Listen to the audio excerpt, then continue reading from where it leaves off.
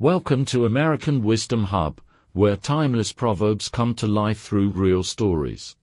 In a world obsessed with instant success, going viral, and scaling fast, this story is a boon: no rush, no spotlight. Just quiet, steady work every single day, and what she built. It didn't just work, it mattered. Because sometimes, the race isn't about speed. It's about showing up, again and again.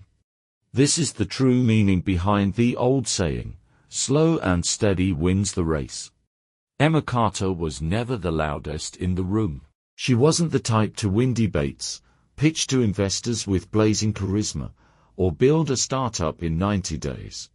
But she was consistent, quiet, focused. 3 years ago, she joined a rising tech startup in San Francisco as a back-end engineer. The company was filled with brilliant minds moving fast, launching features every week, and chasing capital at a blinding pace. Emma kept up not because she was fast, but because she stayed late, worked hard, and rarely missed a line of code. But when the funding dried up, and the company crumbled in under 8 months, Emma, like everyone else, was let go. Others moved on quickly, finding jobs at Amazon, Google, flashy new startups. Emma, however, wasn't sure what to do. She went home, to a small studio in Oakland, paid her bills, coded a little, thought a lot. There, she found a quote scribbled in an old notebook from college: slow and steady wins the race. She remembered the story of the tortoise and the hare, how steady effort beat reckless speed. That evening, with no job offers, and only herself to rely on, she decided she'd build something, not to impress anyone, not to go viral. She'd build for people, and for herself. The idea was small: a minimalist, language learning app for immigrants who couldn't use Duolingo or Rosetta Stone. Emma knew from her own family's experience that simple, focused tools were better than flashy ones. So she began. Each day, she gave herself one task. Monday, set up backend. Tuesday, write user auth. Wednesday, design one screen. Thursday, fix a bug. Friday, test with her cousin. Saturday, write a blog post. Sunday, rest, no sleepless nights. No viral launches, just slow, steady progress. 2 weeks in, the app had a login screen and nothing else, but it worked. A month later, users could log in, choose a language, and practice 5 simple phrases. Emma smiled, not because it was perfect, but because it was hers. She wasn't sharing it on Reddit. She wasn't tweeting screenshots, she was just building. By month 3, the app had 100 users, mostly family and friends of friends.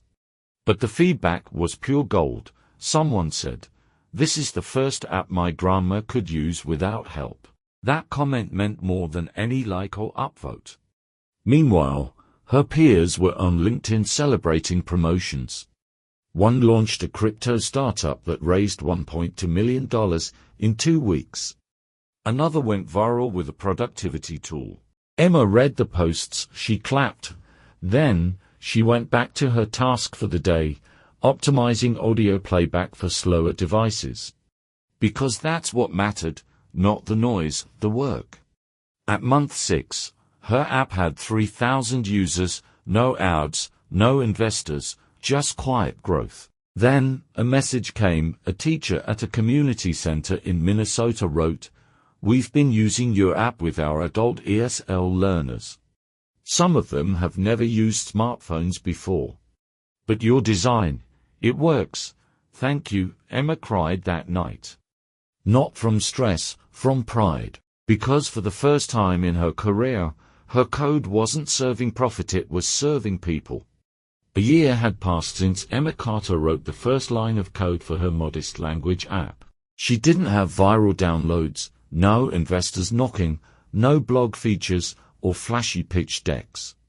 What she had was a user base that grew by a dozen every day, organically, quietly. The app now supported 5 languages: Spanish, Vietnamese, Mandarin, Arabic, and Ukrainian. Most users were immigrants, refugees, and elderly learners. Emma learned to build what they needed: large text, slow audio, no ads, no clutter. And that was why it worked. She replied to every email, fixed every bug, wrote documentation, translated text with volunteers. Little by little, day by day, then one day, a quiet email landed in her inbox. Subject: Grant Opportunity, Community Tech Award 2025, Sender, U.S. Digital Inclusion Network. They had found her app through a community in Texas. They were offering a microgrant for independent developers creating tools for underrepresented communities. No promises, just an invitation to apply. Emma hesitated. She didn't like selling herself. But she remembered the users, the grandma in Minnesota, the boy in New Mexico who used her app to help his mom read her bus schedule. So she applied. Weeks passed. She forgot about it. Until one Thursday afternoon, while updating verb pronunciation files, her inbox pinged, "Congratulations. You've been selected, a $50,000 grant, mentorship, access to community partners." Emma stared at the screen, then cried again. Because none of it had come fast, but all of it was real. With the grant, she did not hire a big team or rent an office. She hired two part-time community translators, paid a UX consultant to review accessibility, bought her first ever paid server. She moved with the same pace, slow, intentional, steady. By year 2, her app reached 50,000 users.